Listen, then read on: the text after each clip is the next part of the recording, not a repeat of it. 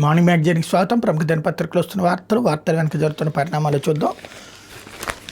ఈనాడు చూస్తే ఈ అడ్వర్టైజ్మెంట్తో ప్రధానంగా హైలైట్ అయింది సోమనాథ్ 75 ఏళ్ల వారసత్వం అన్నటువంటి. భారతదేశ అమేయ నాగరికతకు సోమనాథ్ దేవాలయం ఒక మహోన్నత చిహ్నం. 1000 ఏళ్ల వినాశకర దాడుల తర్వాత కూడా సోమనాథ్ నేడు మన ఆత్మగౌరవానికి సాహసానికి ప్రతీకగా నిలిచింది. 75 ఏళ్ల క్రితం ఉక్కు మనిషి సర్దార్ వల్లభాయ్ పటేల్ దృఢ సంకల్పంతో ఆధునిక సోమనాథ్ నిర్మాణం ప్రారంభమైంది. ప్రధానమంత్రి నరేంద్ర మోడీ నాయకత్వంలో నేడు ఈ పుణ్యభూమి భారతీయ సాంస్కృతిక పునరుజ్జీవనానికి వేదికగా నిలుస్తోంది అన్నటువంటి అడ్వర్టైజ్మెంట్. యాక్చువల్గా మొన్ననే కేంద్ర ప్రభుత్వం ఇచ్చింది. ఇవాళ మరి చంద్రబాబు నాయుడు గారు, పవన్ కళ్యాణ్ గారు, లోకేష్ గారితో ఇది ఆంధ్రప్రదేశ్ ప్రభుత్వం ఇచ్చినటువంటి అడ్వర్టైజ్మెంట్ అనుకుంటా. ఇవాళ అక్కడికి మోడీ వెళ్తున్నటువంటిది ఒక సంకేతం. భారతదేశంలోని ఆలయాల్ని సుదీర్ఘకాలం పాటు కూల్చారు, వాడారు అన్నటువంటిది హిందువులకి గుర్తు చేసేటటువంటి అంశం. లేకపోతే ఏడాది పాటు బంగారం కొనద్దు నరేంద్ర మోడీ సూచన ఇప్పుడు సంచలనం సృష్టిస్తోంది. బంగారు కొనుగోలుతో విదేశీ మార్గద్రవ్యం ఎక్కువ ఖర్చు అవుతుంది. గతంలో విపత్తులు, యుద్ధాలు వస్తే ప్రజలు దేశహితం కోసం బంగారం ఇచ్చేవాళ్ళు. ఇప్పుడు ప్రజలు దానం చేయనక్కర్లేదు. వివాహాలు, ఇతర ఫంక్షన్ల సమయంలో కుటుంబాలు దేశం కోసం ఏడాది వరకు బంగారాన్ని కొనకూడదని ప్రధాని నరేంద్ర మోడీ దేశ ప్రజలు పిలుపునిచ్చారు. తెలంగాణలో కాంగ్రెస్, బీఆర్ఎస్ విఫల వాగ్దానాలు, కుటుంబ రాజకీయాలతో ప్రజల్లో సహనం నశించిందని, ఇక్కడ ప్రజలు మార్పు కోరుకుంటున్నారని, ఇక వచ్చేది బీజేపీ ప్రభుత్వం అని మోడీ అన్నారు. బీజేపీతోని వికసిత్ తెలంగాణ సాధ్యమవుతుంది. ఈ రాష్ట్రాన్ని కొత్త ఆలోచనలు, విజన్, సంకల్పంతో నడిపిస్తాం. బెంగాల్ విజయం అనంతరం రాష్ట్రంలో బీజేపీ సర్కార్ వస్తుందని తెలంగాణ వ్యాప్తంగా చెప్తున్నారని పేర్కొన్నారు. ఆదివారం సికింద్రాబాద్ పెరేడ్ గ్రౌండ్స్లో జరిగిన బహిరంగ సభలో ప్రధాని మాట్లాడారు. పశ్చిమ బెంగాల్లో తొలిసారి గొప్ప మెజార్టీతో బీజేపీ సర్కార్ అధికారంలోకి వచ్చింది. దేశంలో కాంగ్రెస్ అవినీతిని పెంచి కుటుంబ పాలన, రాజ్యాంగ సంస్థల గొంతు కోసే ప్రయత్నం చేసింది. టీఎంసీ కాంగ్రెస్ నుంచి ఈ చెడు లక్షణాలు నేర్చుకుంది. లెఫ్ట్ పార్టీల తప్పుడు పనులు చూసి అలవాటు చేసుకుంది. అక్కడ తానాషాహీ నమూనాలో మొత్తం తోడేళ్ల నింపేసింది. ఆ రాష్ట్ర ప్రజలను బానిస తోడేళ్ల మధ్య బంధించింది. ఎన్నికల్లో ప్రజలు ఆ రాజకీయాలను తానాషాహీ నమూనాని ఓడించారు. ప్రజలు స్వేచ్ఛావాయువులు పీలుస్తున్నారు. ఈ చారిత్రాత్మక విజయం దేశవ్యాప్త ఉత్సవమైంది. ప్రపంచవ్యాప్తంగా చర్చ జరిగింది. ఏ గెలుపు పైన ఇలాంటి చర్చ జరగలేదు. ఈ ఉత్సాహం తెలంగాణలోనూ కనిపిస్తోంది. దేశంలోని అన్ని ప్రాంతాల్లోనూ బీజేపీకి ప్రజాదరణ రోజురోజుకి పెరుగుతోంది. అభివృద్ధి, సుపరిపాలన చూసి ఓట్లు వేస్తున్నారు అన్నటువంటిది హైలైట్ చేశారు. అయితే డిఎంకేకి కాంగ్రెస్ ద్రోహం, అధికారం కోసం ఎంతటి మిత్రుడికైనా వెన్నుపోటు పొడుస్తుందని ప్రధాని ఎద్దేవా. సామాజిక పరివర్తన గల యువతలతోనే వికసిత భారత్. అధికారం కోసం పాకులాడే కాంగ్రెస్ పార్టీ ఎంతటి మిత్రుడికైనా వెన్నుపోటు పొడవగలదని ప్రధాని నరేంద్ర మోడీ ఆరోపించారు. తమిళనాడులో తాజాగా ప్రభుత్వాన్ని ఏర్పడేసిన కొత్త పార్టీతో పొత్తు కోసం 3 దశాబ్దాలుగా మిత్రపక్షంగా ఉంటూ యూపీఏకి అండగా ఉన్న డీఎంకేని కాదనుకుని ద్రోహానికి పాల్పడిందని దుయ్యబట్టారు. ఢిల్లీలోని ఆ పార్టీ అధిష్టానం తక్షణ అవసరాల కోసం ఇలాంటి రాజకీయ ఎకోసిస్టమ్ను అమలు చేస్తోందన్నారు. ఆర్ట్ ఆఫ్ లివింగ్ కార్యక్రమాల్లో పాల్గొనేందుకు ఆదివారం బెంగళూరుకు వచ్చిన ప్రధాని మోడీ తొలుత విమానాశ్రయం సమీపంలో బీజేపీ రాష్ట్ర విభాగం ఏర్పాటు చేసిన ఒక కార్యక్రమం ప్రసంగించారు. తమిళనాడులో ఫలితాలు వచ్చి 4-5 రోజులను ప్రభుత్వ ఏర్పాటుకు అవకాశం ఇవ్వలేదని ఆరోపించేటటువంటి కాంగ్రెస్ కేరళలో ఇంతవరకు ఎందుకు ముఖ్యమంత్రి అభ్యర్థిని డిసైడ్ చేయలేదన్నారు. ఇకపోతే ఆత్మీయ కలయిక, అనుభూతుల వేదిక. ముఖ్యమంత్రి మోడీ వారి కుటుంబంతో కలిసి సీతారాములకు ప్రత్యేక పూజలు, చంద్రబాబు, లోకేష్లతో సుదీర్ఘ భేటీ, 1:10 నిమిషాల పాటు అక్కడే గడిపిన ప్రధాని నరేంద్ర మోడీ హైదరాబాద్ పర్యటనలో భాగంగా ఆదివారం సాయంత్రం ముఖ్యమంత్రి చంద్రబాబు నివాసానికి వెళ్లారు.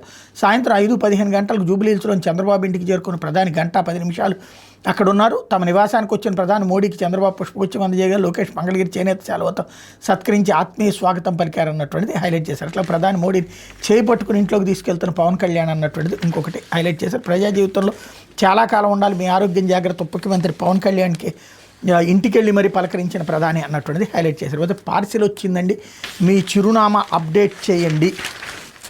కొరియర్, పోస్టల్ శాఖల పేర్లతో ఫోన్ల కాల్స్, మెసేజ్ లింకులు నమ్మి వివరాలు నమోదు చేశారు. ఖాతా ఖాళీయే.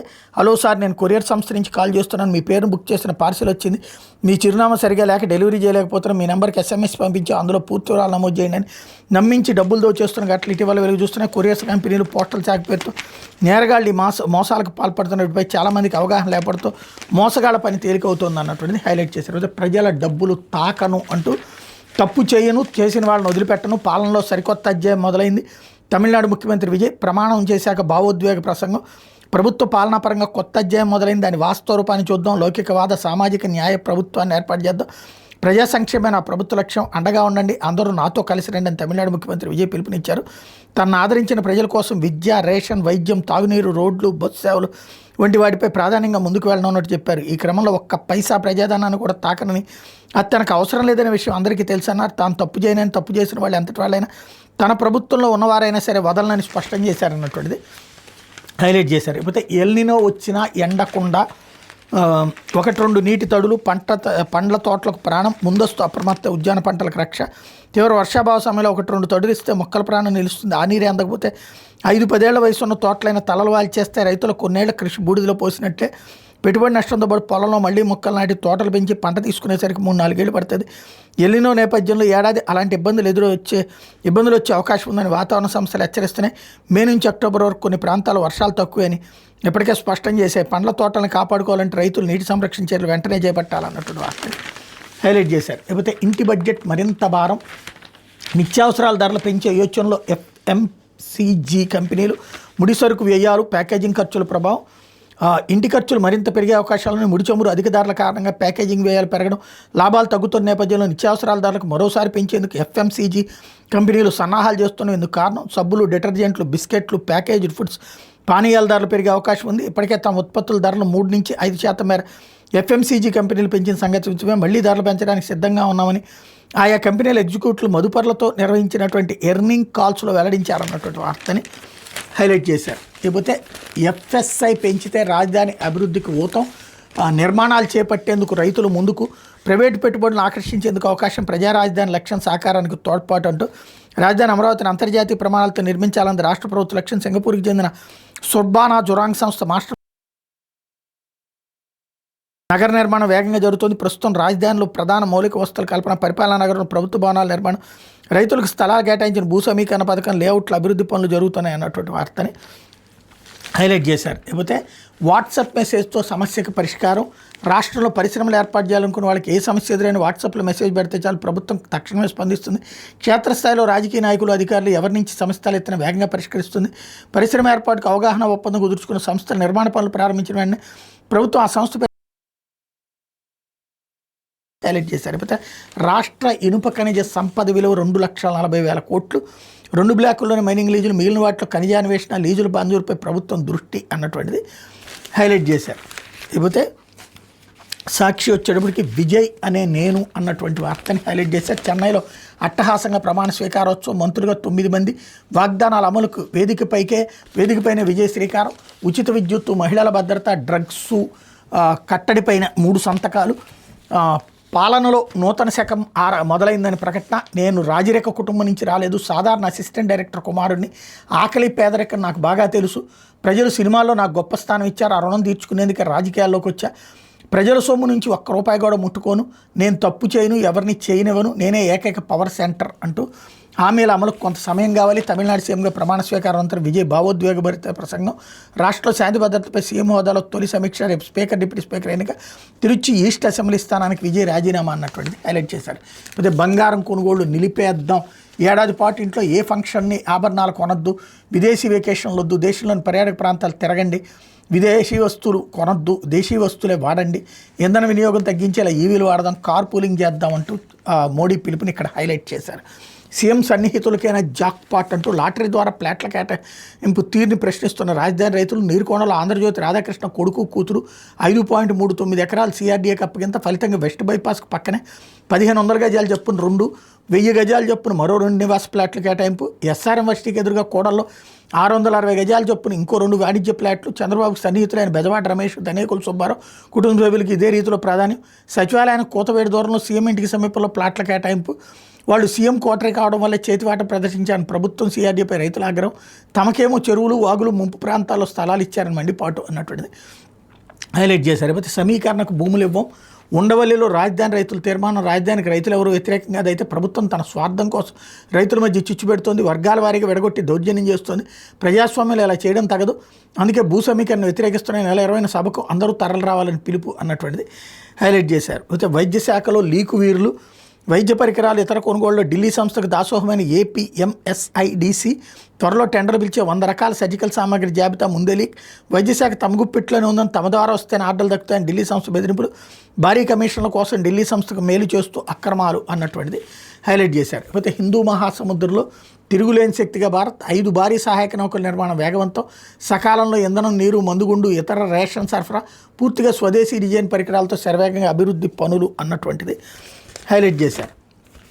ఇకపోతే మోడీ చెప్పినటువంటి ఆ బంగారం కొనుగోళ్లు నిలిపేద్దాం అన్న దాంట్లో ప్రపంచ సంక్షోభాల సమయంలో ప్రతి పౌరుడు దేశహితం కోసం కట్టుబడిగా పనిచేయాలని ప్రధాని నరేంద్ర మోడీ పిలిపించారు. దేశ ప్రయోజనాల కోసం ప్రజలు కొన్ని సంకల్పాలు తీసుకోవాల్సిన అవసరం ఉందని చెప్పారు.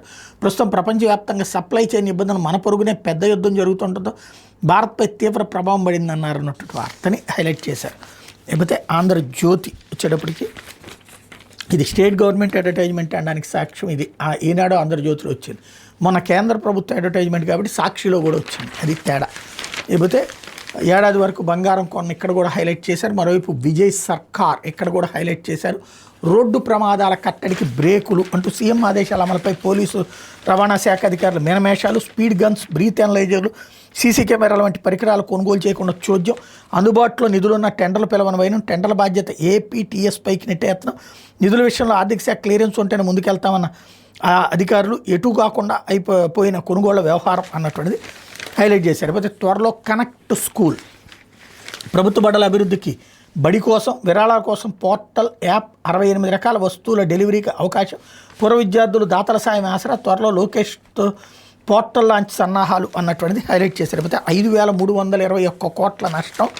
కేంద్ర పథకాల నిధులు వాడుకోలేకపోయిన రాష్ట్రం అన్నటువంటిది హైలైట్ చేశారు. అయితే టెండర్కే టెండర్ అంటూ మెడికల్ కార్పొరేషన్లు తవ్వే కొద్దీ అక్రమాలు. 340 కోట్ల టెండర్ డాక్యుమెంట్ బయటికి.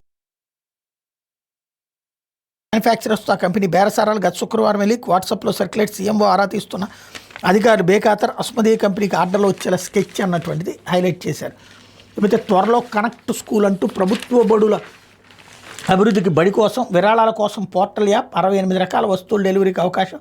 పూర్వ విద్యార్థులు దాతల సాయం ఆసరా. త్వరలో లోకేష్తో పోర్టల్ లాంచ్కి సన్నాహాలు. ప్రభుత్వ పాఠశాల అభివృద్ధిలో పూర్వ విద్యార్థులు దాతలు సులభంగా భాగస్వామ్యం అయ్యేలా పాఠశాల విద్యాశాఖ ప్రత్యేక కార్యక్రమాన్ని శ్రీకారం చుట్టింది. బడుల్లో అవసరాల కోసం విరాళాలు ఇచ్చే ప్రక్రియను సులభతరం చేసేందుకు వెబ్ పోర్టల్, మొబైల్ యాప్ తీసుకురావాలని నిర్ణయించింది ప్రభుత్వం. ఈ కార్యక్రమానికి బడి కోసం అనే పేరు పెట్టాలని ప్రాథమికంగా నిర్ణయించింది. ఇంగ్లీష్లోనూ అందరికీ చేరువేలా కనెక్ట్ స్కూల్ అనే పేరు నిర్ణయించింది అన్నటువంటి వార్తని హైలైట్ చేశాడు. ప్రతిదానికి జనం విరాళాలు ఇస్తూనే ఉండాలన్నమాట ఇక్కడ. ఇకపోతే ఆరోగ్యం జాగ్రత్త అంటూ నరేంద్ర మోడీ ఏదైతే పవన్ కళ్యాణ్కి ఇచ్చినటువంటి సూచన, అట్లాగే మర్చిపోలేని తీపి జ్ఞాపకం అంటూ భువనేశ్వర్ గారి స్టేట్మెంటు. బాబు ఎంట మోడీ నమో నారా బంధం తరగని అనుబంధం అంటూ టీడీపీ బీజేపీలకు రాజకీయంగా మైత్రి బంధం ఉన్నప్పటికీ ప్రధాని మోడీతో నారా ఫ్యామిలీ కుటుంబ పరంగానూ అనుబంధం ఏర్పడింది. మోడీ చంద్రబాబు మధ్య రాజకీయంగా సాన్నిహిత్యం లోకేష్ కారణంగా కుటుంబబంధంగా మారిందని చెప్పాలి. గతంలో ఆయన కుటుంబంతో ఢిల్లీలోని తన ఇంటికి మోడీ ఆహ్వానించారు.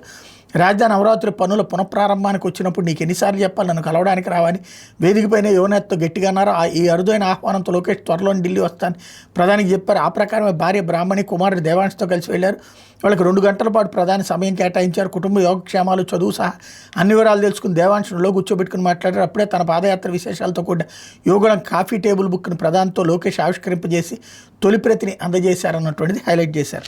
ఇదే ఫీలింగ్ భవిష్యత్తులో కూడా ఒకవేళ భారతీయ జనతా పార్టీ విభేదం వస్తే కూడా ఇదే ఫీలింగ్ను చూపెట్టగలిగితే బాగుంటుంది. ఎందుకంటే భారతీయ జనతా పార్టీ తెలుగుదేశం విభేదాలు రాగానే దారుణమైనటువంటి విషం చిమ్మేటటువంటి దరిద్రపు లక్షణం ఆంధ్రజ్యోతికి ఉంది. కాబట్టి అలా విభేదం రాకూడదని కోరుకుందాం. వచ్చినా ఇట్లాంటి దరిద్రపు వార్తలు మళ్ళీ ఆనాటి దరిద్రపు వార్తలు రాయకుండా ఉండాలని కోరుకుందాం. అయితే నాతోనే కలవండి. గత 10 ఏళ్లలో గుజరాత్కి ఇచ్చిన నిధులు తెలంగాణ ఇచ్చేందుకు సిద్ధంగా ఉన్న దేశాభివృద్ధిలో సైబరాబాద్ కీలక పాత్ర. రాష్ట్రాభివృద్ధితోనే దేశాభివృద్ధి. ప్రధాని మోడీ హెచ్ఐసిసిలో 9,400 కోట్ల పనులు వర్చువల్గా శంకుస్థాపన ప్రారంభోత్సవాలు చేసిన ప్రధాని సీఎం రేవంత్ రెడ్డి ఇక్కడ రాజకీయాలు మాట్లాడనన్నారు. నేను కూడా మాట్లాడను, కానీ రేవంత్ రెడ్డికి చెప్తున్నా గత 10 ఏళ్లలో కేంద్ర ప్రభుత్వం గుజరాత్కి ఎన్ని నిధులు ఇచ్చిందో అన్ని నిధులు మీకు ఇవ్వడానికి సిద్ధంగా ఉన్నాను. మీరు మీ లక్ష్యాన్ని అక్కడికి చేరుకోలేరు, అందుకే నాతో కలవండి, మేరే సేహి జూడో అని ప్రధాని నరేంద్ర మోడీ అన్నారు. ప్రధాని నవ్వుతూ చేసిన వ్యాఖ్యలపై రేవంత్ కూడా ముసిముసిగా నవ్వుకున్నారు. ఆదివారం తెలంగాణ రాష్ట్ర పర్యటనలో భాగంగా హైదరాబాద్ అంతర్జాతీయ కన్వెన్షన్ సెంటర్లో 9,400 కోట్లతో చేపట్టిన ప్రాజెక్టులను ప్రధాని మోడీ వర్చువల్గా శంకుస్థాపన ప్రారంభోత్సవాలు చేశారు. ఇక్కడే వీళ్ళు కూడా ఆ దరిద్రాన్నే అంటించారనమాట. రేవంత్ కొన్నదంతా కూడా తెలుగుదేశం తెలంగాణ వాళ్ళు అతనికి ఇప్పుడు సోషల్ మీడియాగా పనిచేస్తున్నారు. వాళ్ళు మోడీ రేవంత్ వచ్చి బీజేపీలో కలవమన్నారన్నటువంటి తరహాలో ప్రచారం చేశారు. వీళ్ళకి కూడా ఈ ఆఫ్ నాలెడ్జ్ గాళ్ళు అదే టైప్లో రాశారు, నాతోనే కలవండి అని. అక్కడ కేంద్రంతో కలిసి పనిచేయరని ఆయన అని అడిగారు. దాన్ని తీసుకొచ్చి నాతో కలవమన్నాడు అన్నటువంటి విధంగా, అంటే రేవంత్ని ఏదో బయటకు వచ్చేసి కాంగ్రెస్ నుంచి అని, ఇప్పుడు రేపు మాపు రేవంత్ స్టేట్మెంట్ ఇస్తాడు, నన్ను గెలవమంటే కూడా నేను ఎవరిని గెలవలేదని చెప్పేసి. ఇలాంటి దిక్కుమాలినటువంటి రాజకీయాలు వీళ్ళకే చేతొచ్చు. పత్రికలు, టీవీలు, సోషల్ మీడియా ద్వారా ఆడేటటువంటి జోదం మరొకసారి మోడీతో ఆడుతున్నారన్నమాట.